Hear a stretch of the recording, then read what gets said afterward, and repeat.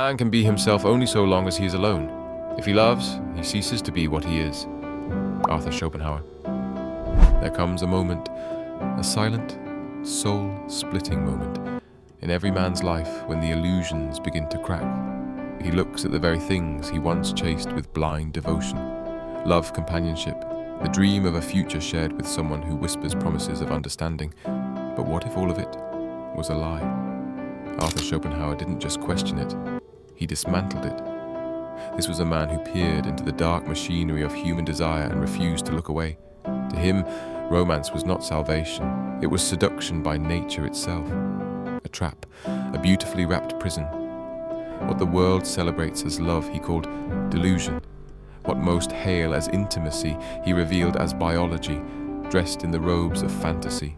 And what you think is connection, he saw it for what it truly is, suffering in disguise. To Schopenhauer, the fundamental difference between man and woman was not just physical, it was metaphysical. Man strives for ideals, ideas, philosophies, and creation. Woman, he said, cleaves to the immediate, the practical, the survivalist instinct. In his words, women remain children their whole lives. They never see anything except what is closest to them, cleave to the present moment, take the appearance of a thing for reality. For him, this was not an insult, but an observation, a lens into the mind of nature itself. And what, then, is beauty? According to Schopenhauer, it is a mask, nothing more.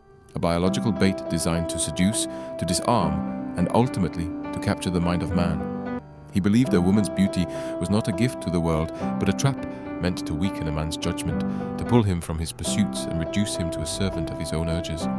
And it works. Time and again men, builders of empires, shapers of history, warriors of principle, have fallen not to armies, not to ideas, but to the soft voice and gentle touch of a woman they could never truly understand. Schopenhauer argued that women, lacking the power to impose force or shape grand ideas, instead mastered the art of subtlety.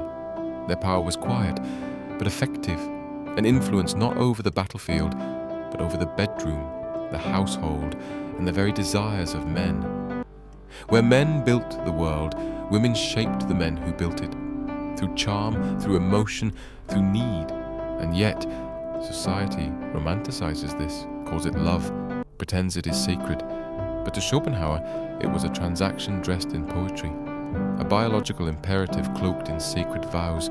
Love, he wrote, is not what it appears to be. It is not the meeting of souls or the destiny of hearts. It is a trick. The will to life, he called it, acting blindly through us to continue the species. And it does not care about your peace of mind, your personal happiness, or your ambitions. It only cares that you reproduce. And to achieve that, it whispers fantasies into your heart and shows you illusions through your eyes. It tells you she's different. It convinces you that this time it's real. And by the time you see the truth, you've already surrendered. Schopenhauer saw marriage not as a sacred bond, but as the final act in a man's downfall. A legally binding illusion, a contract signed with hope but paid in regret. He believed that once a man succumbed to the spell of beauty and promise, he was no longer free. Marriage was not about love. It was a biological strategy of nature to ensure reproduction, and the man, blinded by emotion, was reduced to a beast of burden. He works, he sacrifices, he bends his will not for glory or meaning, but to sustain a structure that often leaves him empty, drained, and chained. And when the beauty fades, when the enchantment wears off, what remains? Often resentment, silence, a quiet disillusionment. The very freedom he once possessed, the freedom to think, to build, to roam the world in search of truth, is replaced with duty, responsibility, and routine. Schopenhauer wrote, "Marriage is a trap set by nature, the will to live wrapped in illusion. And the bait? A woman's smile, her softness, the promise of connection. But beneath it all, he argued, is instinct, survival, repetition. This isn't hatred, this is warning." He viewed women not as villains, but as unconscious agents of nature's design. Their aim is not personal malice, it is fulfillment of their biological imperative. To seek security, to ensure their own survival and the survival of their offspring. And to do so, Schopenhauer claimed, women developed a superior skill set in emotional influence, not logic, not strength, but persuasion, cunning, intuition. And it's in this space, this emotional battlefield, where so many men lose, not because they are weaker, but because they are unaware. They fight with logic in a realm ruled by instinct. They reason where they should resist. Schopenhauer saw that in this arrangement, men often become pawns. They build the house, but it is no longer theirs. They strive in their careers, only to hand over the fruits. They dream, but their dreams become diluted by the weight of obligation. And all the while, they convince themselves this is fulfillment, that the sacrifice is noble, even necessary. But beneath it, many feel the gnawing ache of something lost, a voice they no longer hear, a fire that no longer burns, a version of themselves buried under layers of compromise.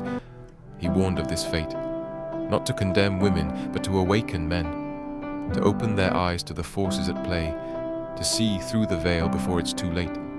He spoke to men, not as enemies of women, but as seekers of truth. Because in Schopenhauer's philosophy, it is not woman that destroys man. It is man's ignorance of woman, his romanticized delusions, his failure to understand what drives the dance of attraction and what it often costs him. The tragedy, then, is not that men love, it is that they love blindly, that they give their soul to an idea they never questioned, that they confuse desire for destiny and seduction for sincerity. And when the illusion finally fades, when reality sets in, they are left with more than broken hearts, they are left with broken lives. Schopenhauer's brilliance lay not in his bitterness, but in his clarity. He stripped away sentiment and exposed the machinery beneath, the raw, unfiltered forces of nature that drive us all, whether we see them or not. He saw men not as oppressors, but as victims of their own longing. Men, he argued, are noble by nature, rational, driven, builders of thought and civilization. They erect empires, paint masterpieces, solve the riddles of science, and wrestle with the great philosophical questions. But all of it, every achievement, every ounce of progress, is vulnerable to collapse the moment a man surrenders to unchecked desire. Because once a man falls under the spell, he begins to serve not his purpose, but hers. He becomes willing to sacrifice his mission for the approval of one person. He begins to compromise his values for comfort. He reshapes his identity to be more palatable, more agreeable, more desirable. In doing so, he forgets who he is. And Schopenhauer saw this as the most tragic betrayal, not of society, not of principle, but of the self. What is the worth of a man who forgets himself? What happens to his spirit when he no longer lives for truth but for validation? Schopenhauer observed that many men are not broken by hardship or war or poverty, but by love, or rather by the illusion of it, by the soft poison of dependency. And it is here, he argued, that women, consciously or not, hold power, because they do not need to dominate with force. They dominate through need, through presence, through charm, through silence. They rarely demand obedience, men offer it, and they rarely ask for sacrifice, men volunteer it. And so begins the slow erosion.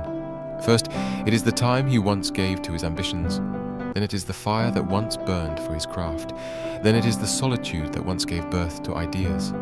One by one, these pillars fall until the man who once stood tall is now kneeling, not in reverence, but in resignation.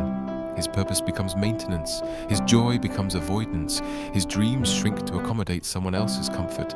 And yet, the world celebrates this. They call it maturity, responsibility, even love. But Schopenhauer challenged us to question, what if it's not growth, but surrender? What if the man who gives up his fire isn't evolving, but fading? He believed the truly awakened man sees beyond these illusions. He doesn't hate women, he understands their nature. He doesn't reject love, but sees it as what it is, a force to be respected, not worshipped. And most importantly, he protects his soul from being consumed by the things that once promised happiness, but only brought distraction. This is not a call to isolation, but to awareness. To step back and ask, am I the man I was meant to be? Or have I become someone else for the sake of peace, attention, or fleeting pleasure?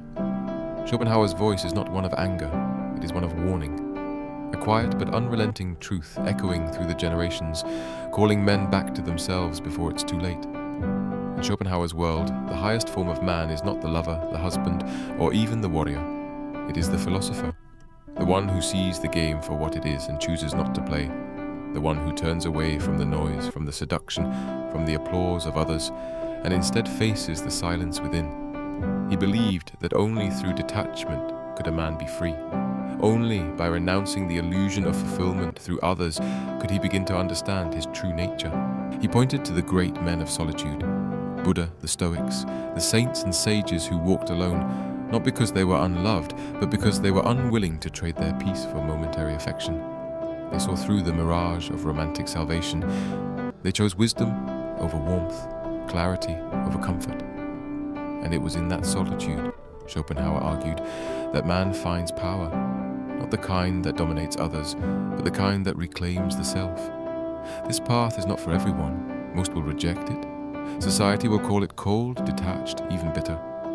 But Schopenhauer didn't write for the masses. He wrote for the few.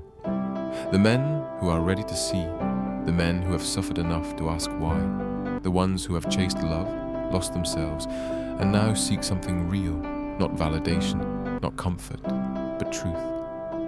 And the truth is this: a man who does not understand his desires is ruled by them. A man who does not understand women is vulnerable to them. And a man who builds his identity on the promises of romance will watch that identity collapse when those promises are broken.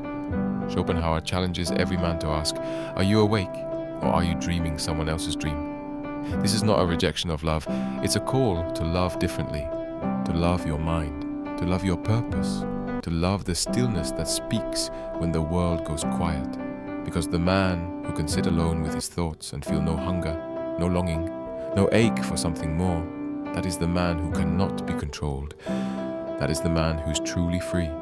So if you're watching this and something inside you stirs, if something feels painfully, uncomfortably true, don't run from it. Sit with it. Let it burn away the illusions you've been clinging to. Let it strip you of the lies you were told about who you need to be and what will make you whole.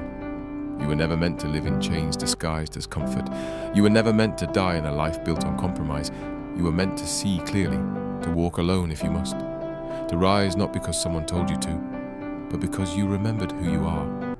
Let Schopenhauer's brutal truth be the mirror, not so you can hate the world, but so you can stop being deceived by it.